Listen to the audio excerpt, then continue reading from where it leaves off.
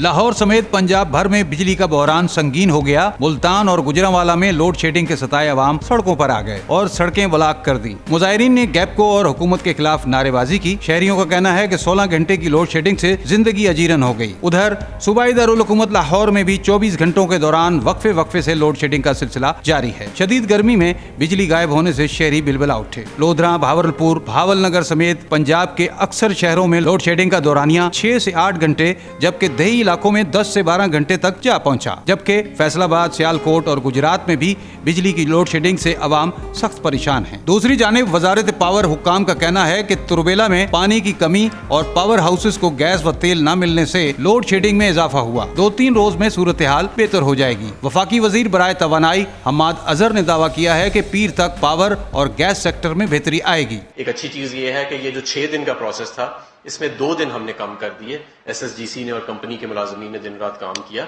और अब मैंने आपको बताया कि बुध को ये जहाज अपनी जगह से हटा था डिसअसेंबल होके और आज जुम्मे का रोज है और 40% RLNG की सप्लाई ऑलरेडी रिस्टोर हो गई है। कल 70% इंशाल्लाह ताला और ये भी हो जाएगी। रफीक आजाद, न्यूज़ पाकिस्तान.tv।